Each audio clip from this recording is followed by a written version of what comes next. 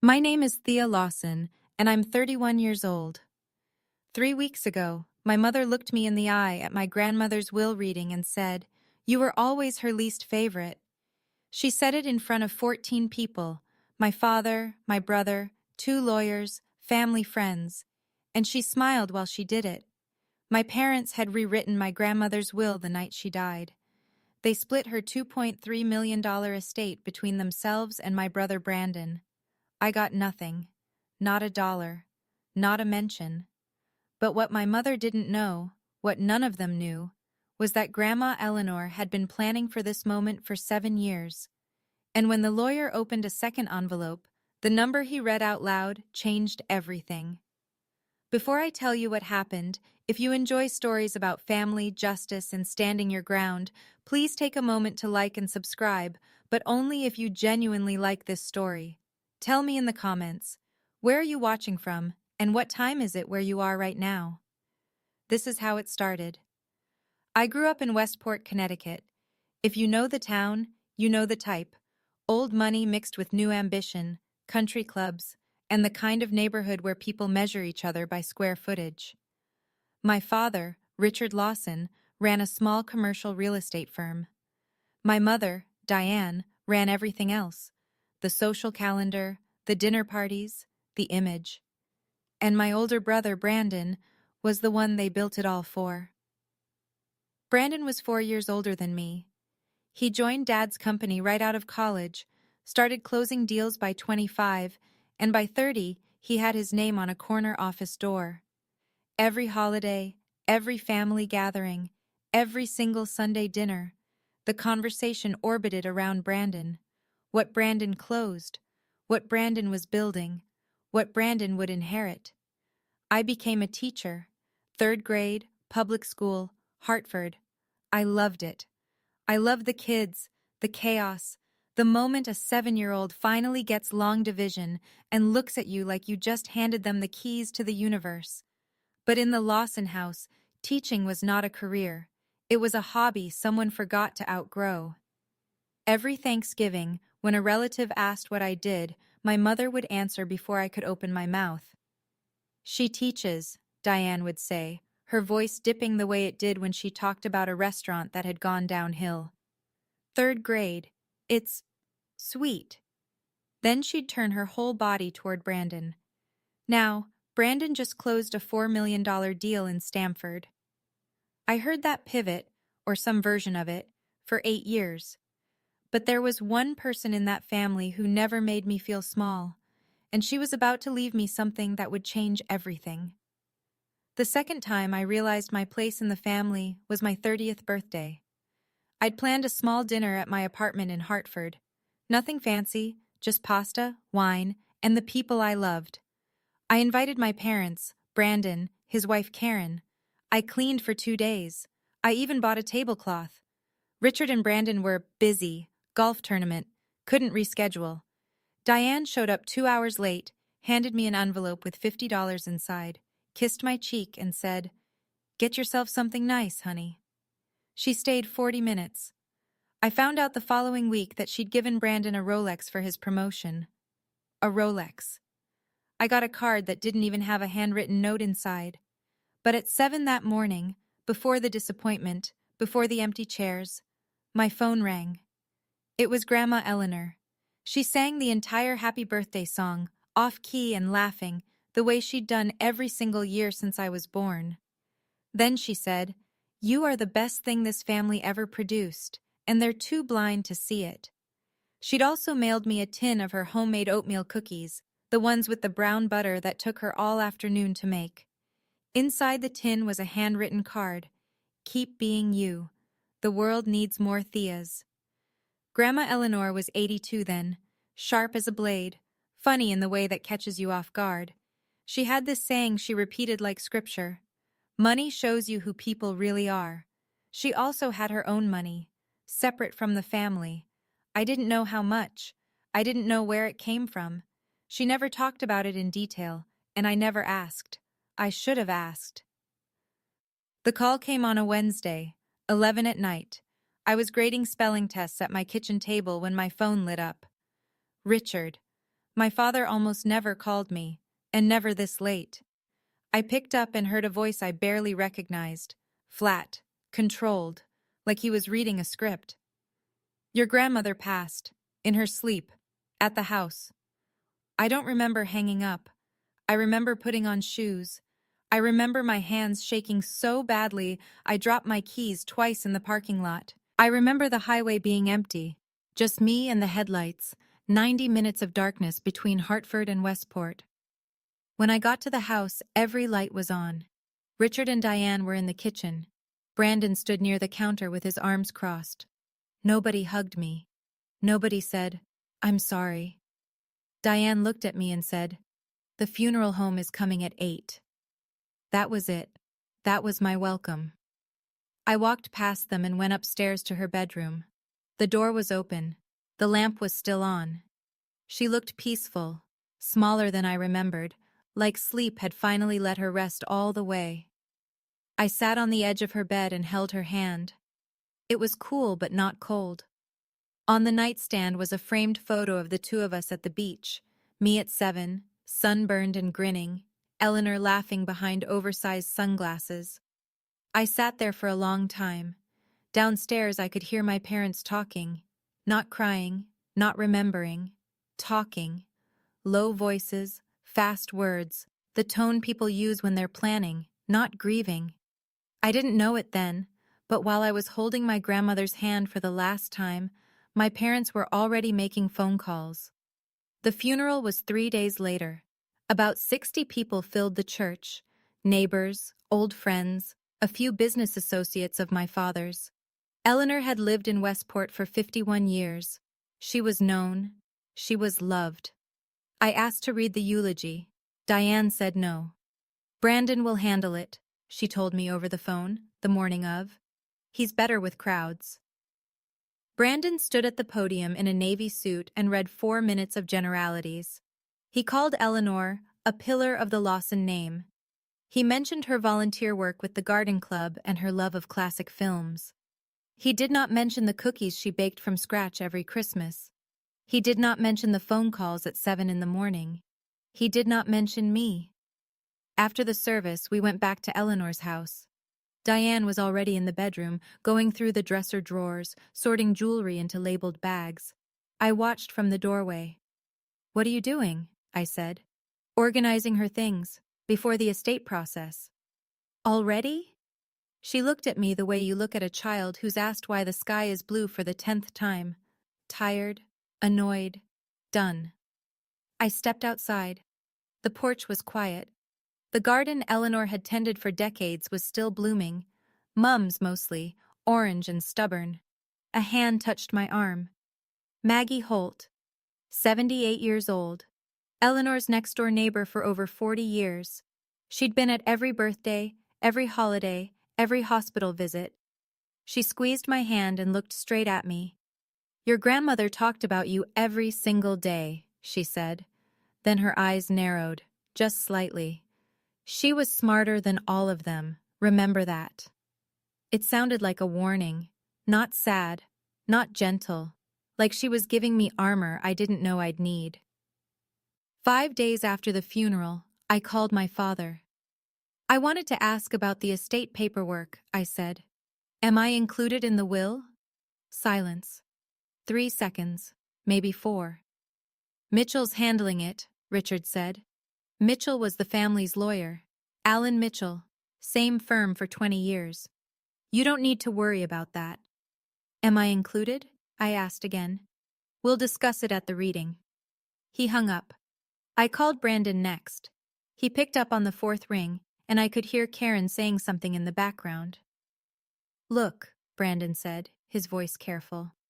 "I don't know all the details, but Mom and Dad said they'd explain everything at the meeting." He knew something. I could hear it. That slight rise in pitch, the way he gets when he's holding back. Brandon was never good at lying. He was just good at staying quiet.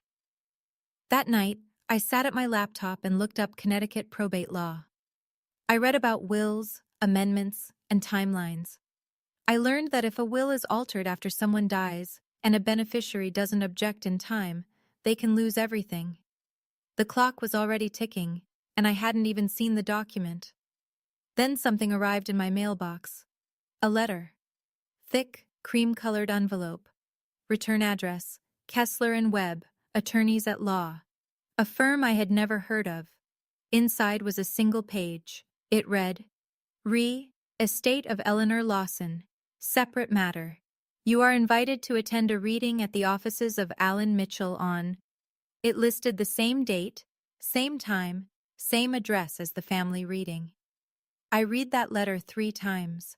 I didn't understand it. But something in my chest shifted. Like a lock clicking open that I didn't know was there. The night before the reading, I sat alone in my apartment. The TV was off. The windows were dark. I held a cup of tea that had gone cold in my hands and stared at the photo of Eleanor on my fridge.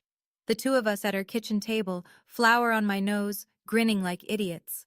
I was 9 in that picture. She was 71. We were making her brown butter cookies, and she kept pretending I was doing all the work. I thought about the last time I saw her, 2 weeks before she died. I drove down to Westport on a Saturday, made her chicken soup from scratch, and we watched Jeopardy! Together on her old couch. She was wrapped in her blue afghan, calling out answers before the contestants could buzz in. Before I left, she grabbed my hand, held it tight, looked at me with those clear gray eyes. Whatever happens, she said, you're taken care of. Do you understand? I thought she meant emotionally. I thought she was being a grandmother. Warm, reassuring, a little dramatic. I smiled and kissed her forehead and said, I know, Grandma. I didn't know anything. That night, I went to my closet and pulled out the navy blazer she'd complimented the last time I wore it. You look like a woman who knows what she's worth, she'd told me. I pressed it, hung it on the door handle, laid out a white blouse and slacks. I picked up the letter from Kessler and Webb and slid it into my bag. I didn't know what was in that second envelope, but I knew my grandmother, and my grandmother never did anything without a reason.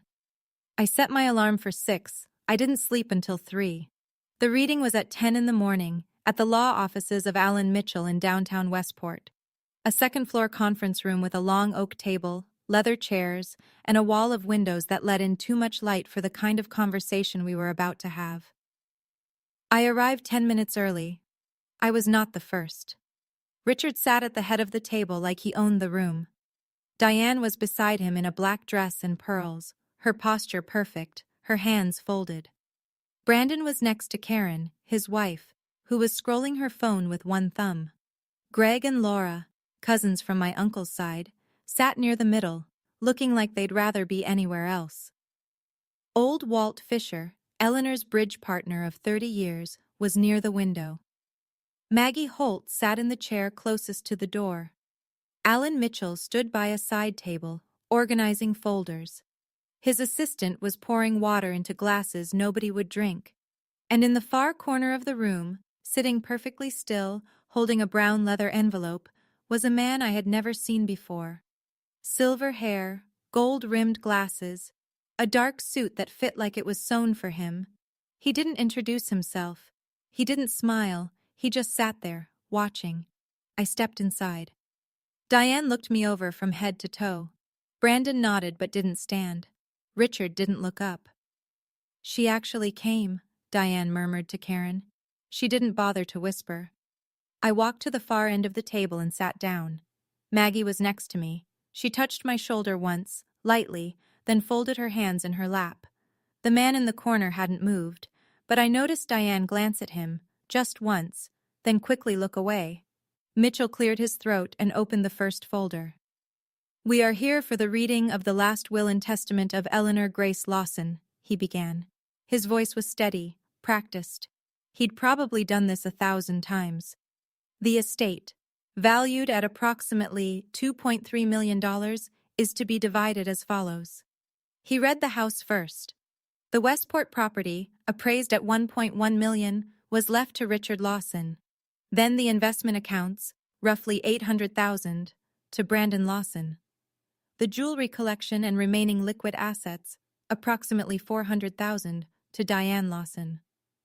I listened for my name. I waited through every paragraph, every clause, every legal phrase that blurred together in the overhead light. My name never came. Not once. Not in a footnote. Not in a personal bequest. Nothing. The room shifted. I could feel eyes moving to me. Greg, Laura, Walt.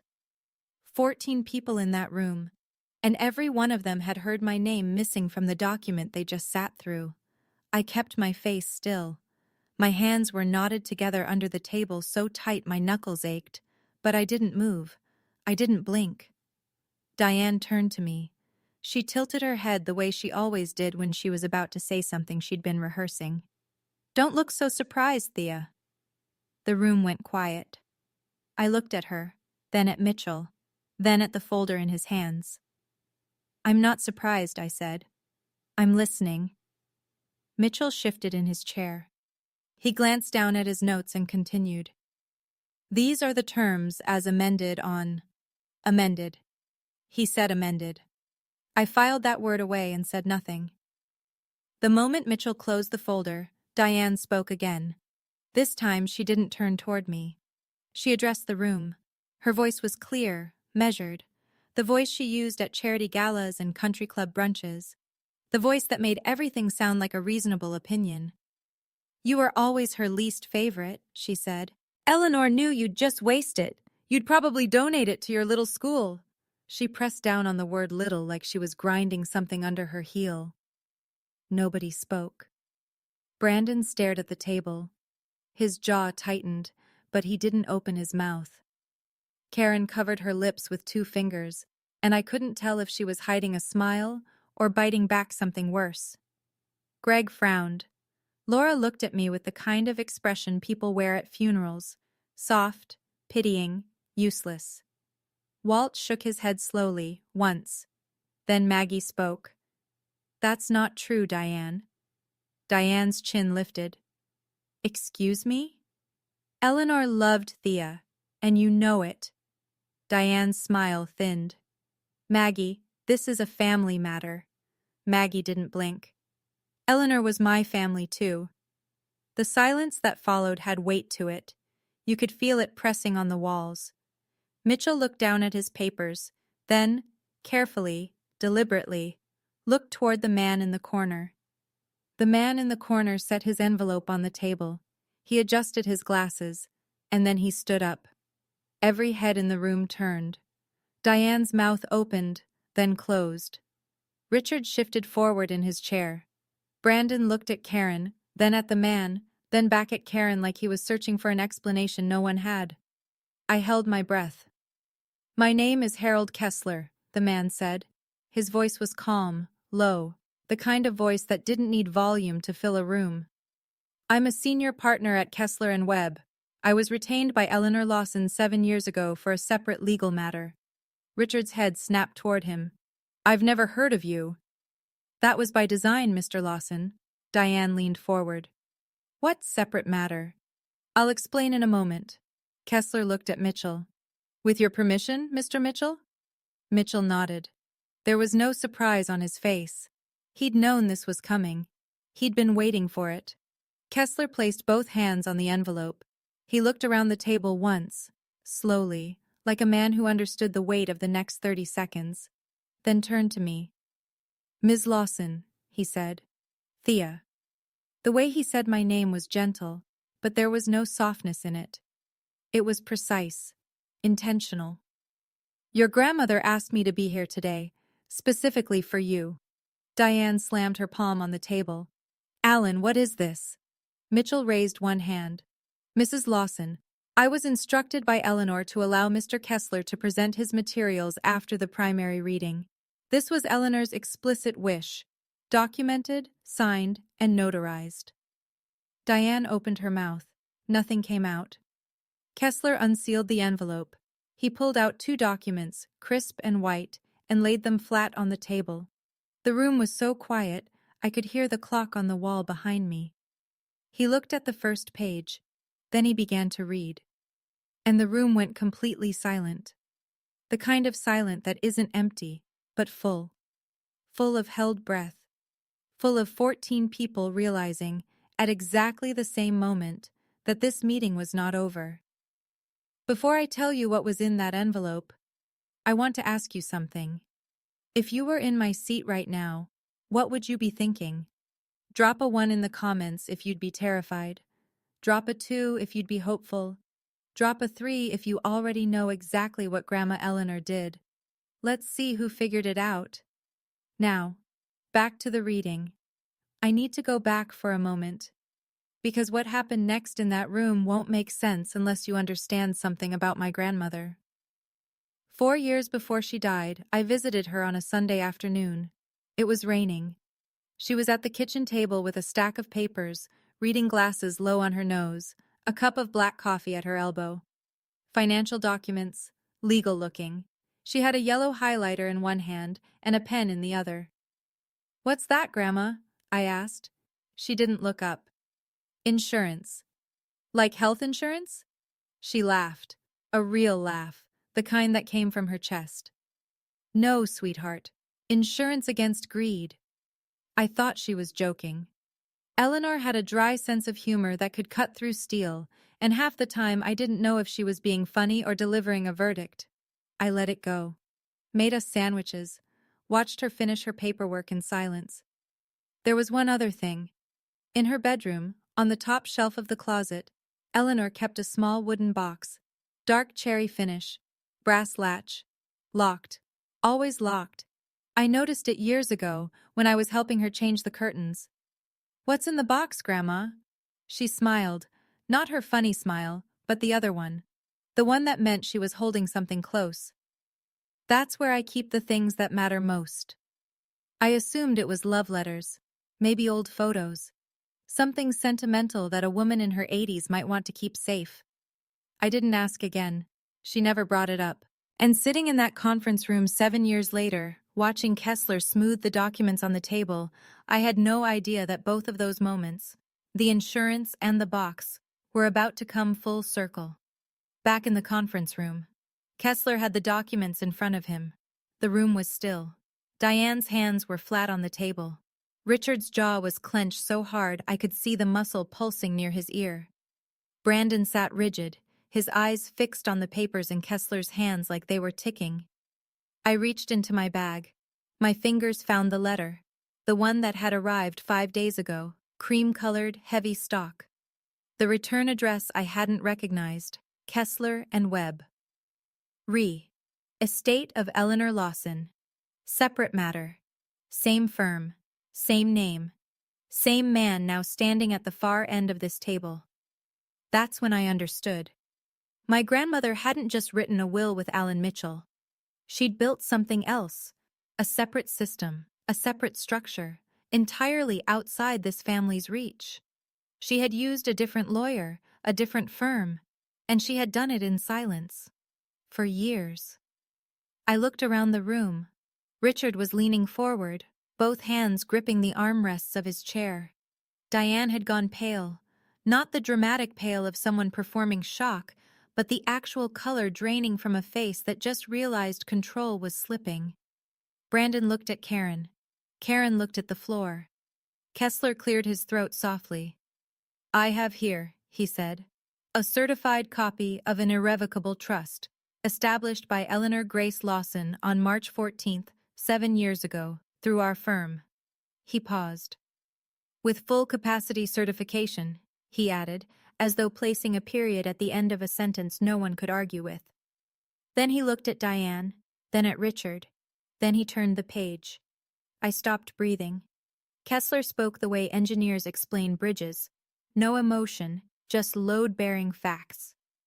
"An irrevocable trust," he said, "once executed, cannot be altered, amended, or revoked by anyone, including the grantor. It exists outside the probate estate. It is not subject to the will you just heard." Diane's voice came fast. "What does that mean?" "It means this trust was never part of the estate Mr. Mitchell just read. It was established separately, funded separately, and managed by our firm for 7 years. It has its own assets, its own terms, and its own designated beneficiary." Richard's voice cracked on the first word. My mother never mentioned any trust. Kessler looked at him the way a man looks at a door he's already locked. She was under no obligation to Mr. Lawson. The room was so still I could hear someone's watch ticking. Maybe it was mine. Brandon broke first. He leaned forward, elbows on the table, his voice tight. Who's the beneficiary? Kessler turned to me, not a glance, not a casual look. He turned his entire body and looked directly at me, and in that moment I understood why my grandmother had chosen him. He wasn't performing. He wasn't enjoying this. He was executing a promise he had made to a woman he respected, and he was doing it with the kind of precision that left no room for doubt. The sole beneficiary, Kessler said, is Thea Eleanor Lawson. The room exhaled, not relief, not shock, but something in between.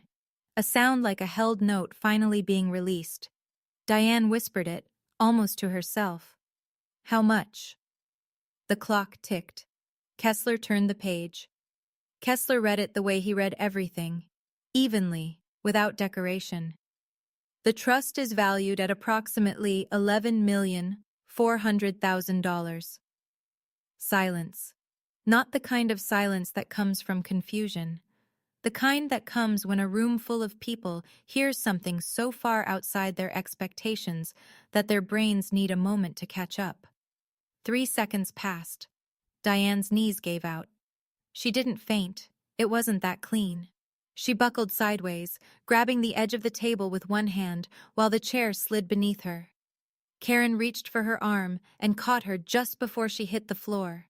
They lowered her into the seat, and Diane sat there, mouth open, staring at Kessler like he'd spoken a language she'd never heard. Richard didn't move. He stood frozen, one hand white-knuckled on the back of his chair. His face was the color of wet cement. That's not possible, he said. His voice was barely audible. That's not possible, Brandon shoved back from the table. 11 million? He was almost shouting. She left 11 million to her? Greg and Laura exchanged a look, wide-eyed, wordless. Walt Fisher took a handkerchief from his breast pocket and pressed it to the corner of his eye. He said it softly, but everyone heard. That's my Eleanor. Maggie Holt didn't move. She sat with her hands folded, her chin steady. She nodded once, slowly, like a woman watching the final piece of a very long plan fall exactly where it was supposed to. And me? I didn't speak. I didn't smile. I didn't cry. I looked down at my hands, folded in my lap, and for the first time in as long as I could remember, they weren't shaking. Richard was the first to pivot. He turned on Mitchell, and his voice had the sharp edge of a man who'd spent 40 years closing deals and never once being the one left out.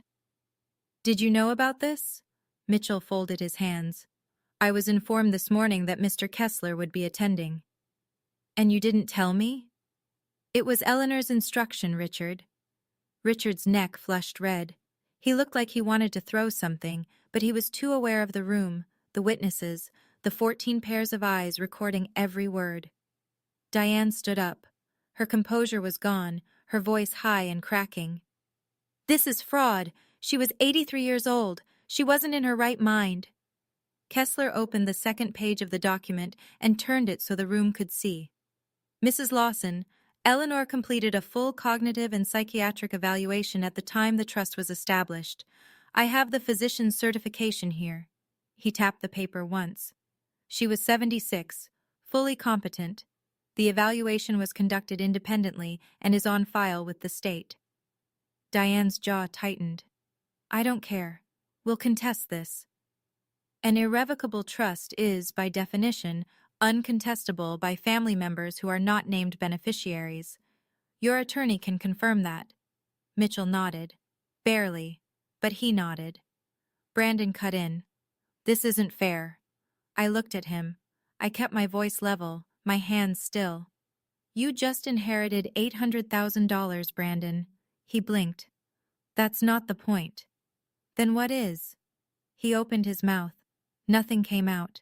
He looked at Karen, who looked at the floor. No one else spoke. The room had shifted. and everyone in it knew it. Diane changed tactics the way a weather front changes direction, fast, invisible, and without warning. The anger drained from her face. Her shoulders softened. Her eyes filled with tears that appeared so quickly I wondered if she'd been saving them. She turned to me, reached across the table, and opened her hand. "Thea, honey," she said, her voice trembling just enough to sound broken.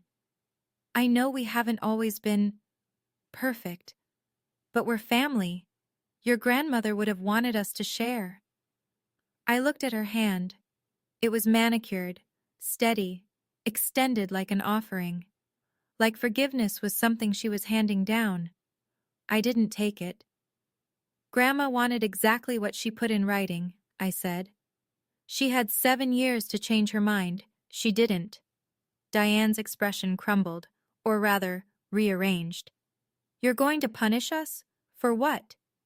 "I'm not punishing anyone. I'm honoring her wishes." Richard spoke from across the table, his voice low and cold. "Your grandmother was manipulated. Someone talked her into this." Kessler didn't flinch. "Mr. Lawson, I've known Eleanor for 22 years. No one talked Eleanor into anything, ever." Maggie leaned forward. "He's right. Eleanor was the sharpest person I've ever known." Richard turned on her. "This doesn't concern you, Margaret." "It does," Maggie said. She straightened her back, and her voice had a quiet steel to it that I'd never heard before. "She asked me to be here today, as a witness." That landed. Greg's eyebrows went up. Laura covered her mouth. Mitchell looked at Kessler, and Kessler gave the smallest nod, a confirmation between professionals. Eleanor hadn't just planned a trust. She'd arranged an audience, and she'd cast every role. Brandon stood up. His chair scraped the floor so hard it left a mark. Karen reached for his arm. "Sit down, Brandon." "No." He pulled away. He started pacing behind his chair, one hand running through his hair, the other pressed to his hip. His face was flushed, his breathing shallow. He didn't look angry anymore. He looked like something had cracked. "This doesn't make sense," he said. "I worked for this family for 12 years. I gave up my 20s for Dad's company. I missed vacations. I gave everything to that business." He was talking to the room, but his eyes kept drifting to me. I looked at him, really looked, and for the first time, I didn't see the golden child, the favorite, the one who got the Rolex and the corner office and the Sunday dinners designed around his schedule. I saw a 35-year-old man standing in a law office, realizing that the people who told him he was the most important person in the family had been using him as a prop. "I know you did, Brandon," I said. No sarcasm, no victory. He stared at me. His eyes were red. His voice dropped. "Did she ever say anything about me?" The room went still again. Even Diane stopped crying. Kessler answered before I could. His voice was gentle, the first gentleness I'd heard from him all morning. "Eleanor loved all her grandchildren, Mr. Lawson. The trust reflects a specific concern, not a ranking of affection." Richard pushed his chair back. "Enough. We're done here. We'll get our own lawyer." Kessler adjusted his glasses. "That is your right, Mr. Lawson. But I'd encourage you to consult someone familiar with Connecticut trust law before making any costly decisions." Richard said nothing. He grabbed Diane's arm and they walked out. "Okay, quick pause. I need to know. What would you do with $11.4 million if your family treated you the way mine treated me? Drop an A if you'd share some of it with them anyway. Drop a B if you'd walk away and never look back. Or drop a C if you'd set up your own trust for someone who actually deserves it. Tell me in the comments." Now here's what I actually did. The door had barely closed behind my parents when Kessler reached into the envelope one more time. "There's one more item," he said. "Eleanor included a personal letter to be read aloud at this meeting. She was very specific about that. Aloud, in front of everyone." From down the hall, I heard Diane's voice. "Alan, we're not finished." And then the front door slammed. But enough people were still in the room. Greg and Laura hadn't moved. Walt had his handkerchief pressed to his cheek. Maggie sat straight-backed beside me, her hand resting lightly on the arm of my chair. Brandon had come back. He was standing near the doorway, leaning against the frame, arms crossed. Karen stood behind him. Neither had left. Kessler unfolded a single sheet of paper. The handwriting was shaky but legible. Eleanor's. I recognized the loops, the slant, the way she crossed her T's like tiny swords. He read, "Dear Thea, if this letter is being read, then I'm gone, and I'm sorry I couldn't be there to see the look on your mother's face." Maggie let out a laugh, short, sharp, surprised. Walt smiled through his tears. Even Greg grinned. Kessler continued, "I watched this family for 60 years. I watched your father become someone I didn't recognize. I watched your mother decide that a person's worth is measured in zeros, and I watched you choose kindness when it would have been so much easier to choose money." He paused. The room was so quiet I could hear my own heartbeat. "You are not the family's least favorite. You are its best, and I refuse to let them take from you what they were never willing to give. Respect." That's when the tears came. I didn't fight them. I sat up straight and let them fall. Kessler folded the letter and placed it on the table in front of me. He didn't say anything. He didn't need to. The room was still. The kind of still that comes after something has landed, not an explosion, but a truth so heavy that it presses everything else flat. Down the hallway I could hear Diane. She had come back. Or maybe she'd never fully left. She was crying. But I'd lived with Diane for 18 years, and I knew the difference between her tears. These weren't regret. They were control slipping through her fingers. Her voice carried through the walls. She turned my own mother-in-law against me. Nobody in the room responded. Nobody agreed. Nobody even looked toward the door. Greg came to my side of the table. He put his hand on my shoulder. "I'm glad she did this, Thea," he said. "Really?" Laura nodded. She didn't say anything, but her eyes said enough. Walt stood, walked over to Kessler, and shook his hand. "Eleanor picked the right man," he said. Brandon was still in the doorway. He hadn't moved. Karen tugged his sleeve and whispered, "We should go." Brandon shook his head slightly. "Give me a minute." He looked at me from across the room. He didn't speak, but something shifted in his expression, something quiet and unfinished, like the first line of an apology that hadn't found its words yet. Kessler closed his briefcase. He turned to me. "Ms. Lawson, we can schedule a private meeting this week to go over the trust details. There's no rush. Everything is secure." "Thank you, Mr. Kessler." He nodded once. Then he picked up his case and walked out with the quiet confidence of a man who had done exactly what he'd promised to do. I was standing. I don't remember deciding to stand. Diane appeared in the doorway again. Her mascara had tracked 2 lines down her cheeks. She looked smaller than usual, which made her dangerous. Diane was at her worst when she felt cornered. "Thea," she said, "can we at least talk about this? As a family?" I looked at her. I thought about the Thanksgiving tables where my name was a footnote. I thought about the $50 envelope, the eulogy I wasn't allowed to give, the phone calls from my father that never came, the amended will, filed before the flowers on Eleanor's casket had even wilted. I spoke clearly, not loud, not shaking, just clear. "You told me, in front of everyone in this room, that I was Grandma's least favorite, 30 minutes ago. You said I'd waste her money on my little school. You rewrote her will the night she died." I paused. The room was listening.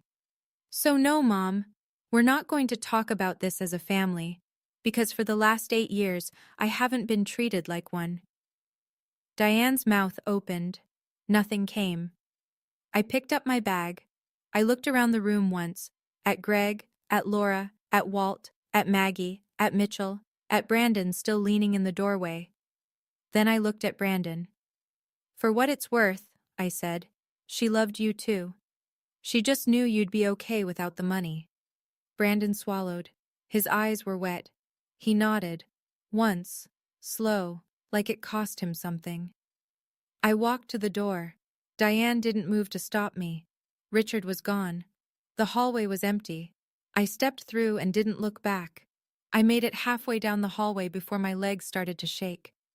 The blazer felt heavy. My hands were trembling again. Not with fear this time, but with the kind of release that comes after holding yourself together in a room that wanted you to break. I leaned against the wall and pressed both palms flat against the cool plaster. Thea. Maggie was behind me. She walked slowly, the way she always did. Deliberate, unhurried, like the world could wait. She reached me, and without a word, she pulled me into a hug. Not polite, not brief. A real hug. The kind where someone holds on because they know you need it. She would have been so proud of you, Maggie said into my shoulder. I cried then. Not the quiet tears from the conference room. This was different. This was the sob I'd been holding since 11 o'clock on a Wednesday night, since the moment I held my grandmother's hand and felt it cooling. I cried into Maggie's coat and didn't care who heard. When I pulled back, Maggie was smiling. You know, she said, she told me about the trust 3 years ago, made me promise not to say a word. Hardest secret I ever kept. I laughed, a wet, broken laugh. 3 years, Maggie. Hey, I made a promise. She reached into her coat pocket and pulled out a small brass key. She placed it in my palm and closed my fingers around it. This is for the wooden box in her bedroom, she said. She asked me to give it to you after today. I stared at the key. I thought of Eleanor's voice. That's where I keep the things that matter most. What's in it? I whispered. Letters, Maggie said. To you. One for every year since you started teaching. 3 days later, I sat across from Harold Kessler in his office at Kessler and Webb. It was a different world from Mitchell's firm. Quieter. Smaller. A wall of bookshelves, a framed oil painting of a sailboat, and the faint smell of old paper and good coffee. The kind of office where serious things were handled by people who didn't need to advertise. Kessler laid out the trust documents across his desk. The trust includes a portfolio of blue-chip equities, 2 rental properties in New Haven, both owned by Eleanor prior to her marriage, and a brokerage account she funded over the past 2 decades. Total current value, $11.4 million. I stared at the numbers. They didn't feel real. She set this up, Kessler said, when she saw the direction things were going. She told me, and I'm quoting directly, "My son is becoming his father, and my granddaughter is the only one who isn't." I closed my eyes. I could hear her voice in those words.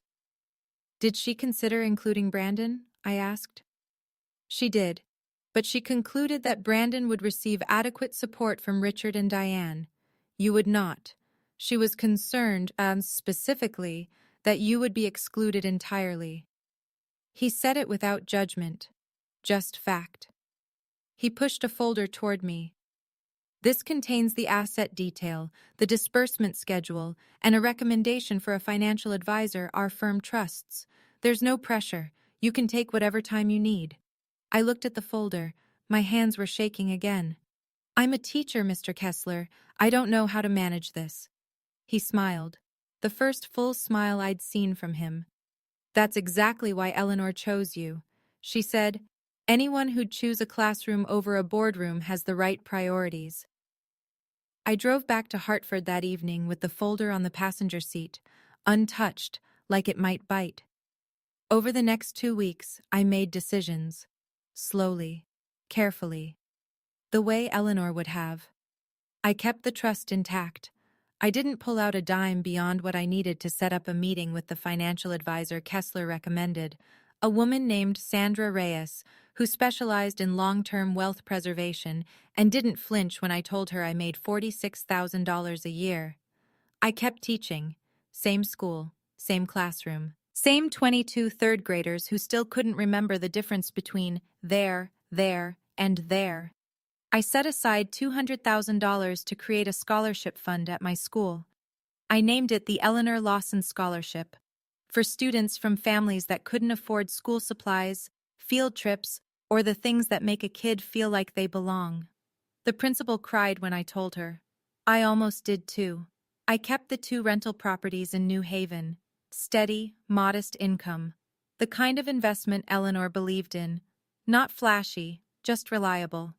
I didn't buy a new car. I didn't move. I didn't post anything on social media. I didn't call anyone to brag.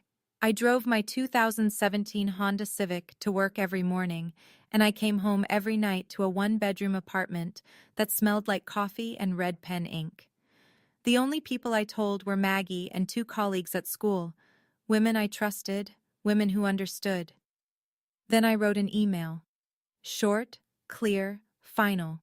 I will not be contesting the original will. The trust is a separate matter and will remain as Grandma intended. I wish you well, but I need space. Please respect that. I hit send. I turned off my phone. Diane called 7 times in the first 2 days. I didn't answer. I let the voicemails pile up like a record of everything I'd already spent 31 years hearing. The first one was rage. You're tearing this family apart, Thea. Your grandmother would be ashamed. The third was tears. I'm your mother. Doesn't that mean anything to you? The seventh was ice. You'll regret this. Mark my words. I saved them all.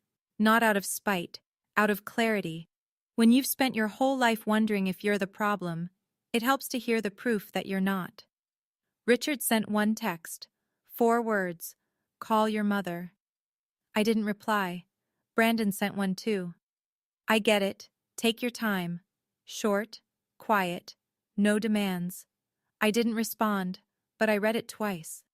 Something in those 5 words felt honest in a way nothing from that family had felt in years. In Westport, the news traveled the way news travels in small, moneyed towns. Not through headlines, but through glances. Through conversations at the country club that stopped when Richard walked in. Through Maggie, who didn't spread gossip, but who also didn't lie when someone asked what happened at the reading. 2 of Eleanor's longtime friends stopped inviting Diane to their book club. A business associate of Richard's, a man named Gavin who'd known Eleanor since the 80s, pulled Richard aside at the golf club. I heard about it later, secondhand through Maggie. That's a bad look, Rick, Gavin told him. 6 words. But in Westport, reputation is currency. And the Lawson account was running a deficit. I didn't celebrate any of this. I didn't track it. I just went to work every morning, came home every night, and let the silence do what silence does. 6 weeks after the reading, the consequences were no longer whispers.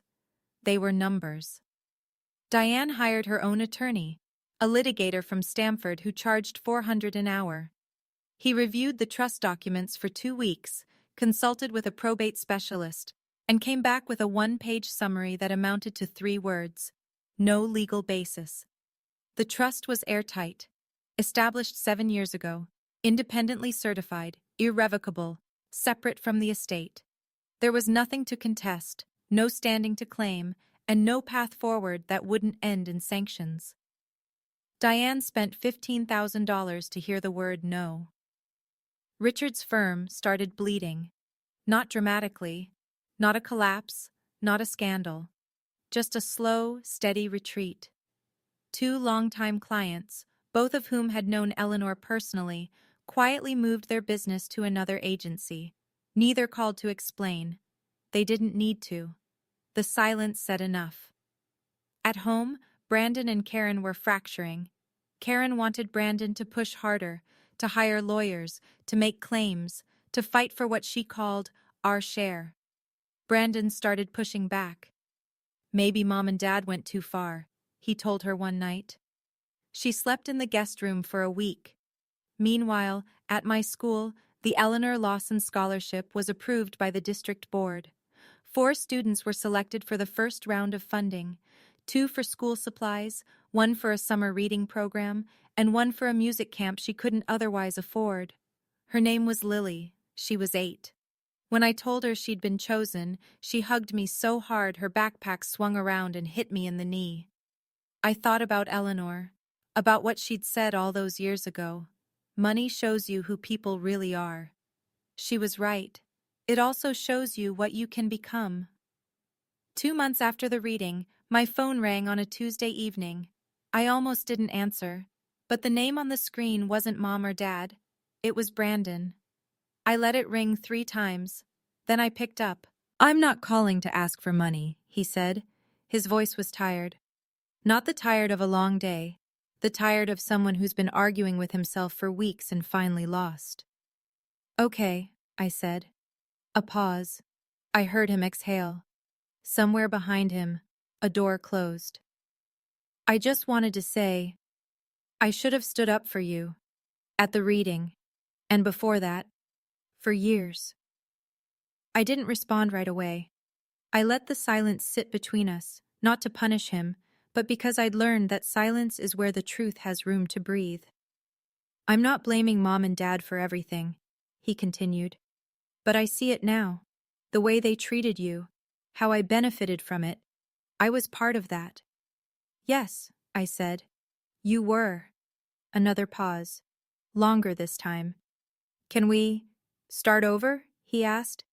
Not as the Lawson kids, just as brother and sister. I looked at the photo of Eleanor on my fridge, the flower on my nose, the grin. I don't know yet, Brandon, but I'm glad you called. He didn't push, he didn't bargain, he just said, okay, that's enough for now.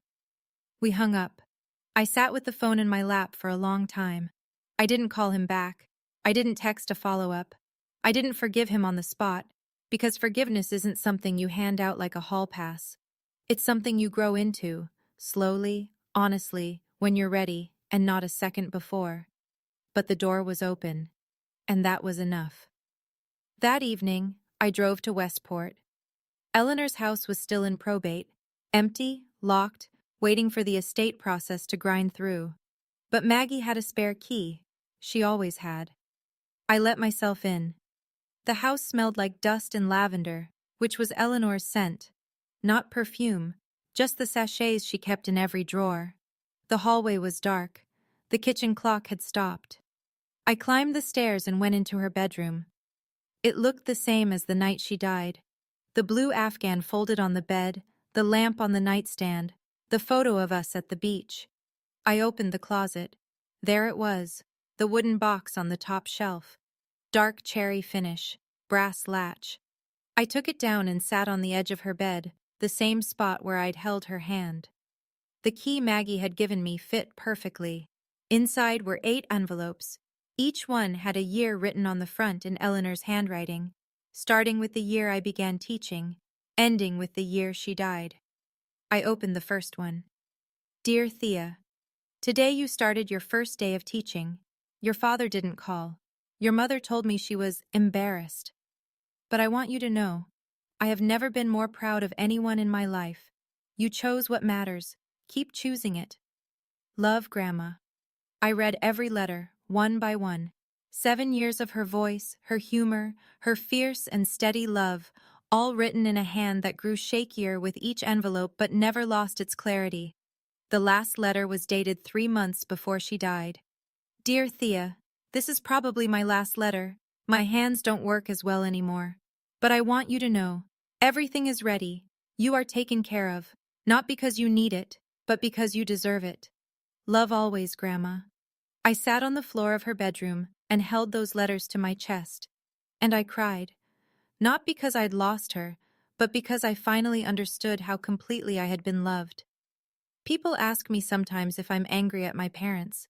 The honest answer is, sometimes. In the small hours, when the apartment is quiet, and I'm staring at the ceiling, I still feel the heat of Diane's voice saying, least favorite, in front of a room full of people. I still hear the silence where my father should have spoken up and didn't. I don't think those memories go away. I think you just learn to carry them differently. But mostly, I'm grateful. Not to them. To her. I haven't spoken to my parents in 3 months. That's not revenge. That's peace. I don't owe them my presence just because we share a last name. Silence isn't punishment. Sometimes it's the healthiest thing you can choose. I still teach. Same school, same kids.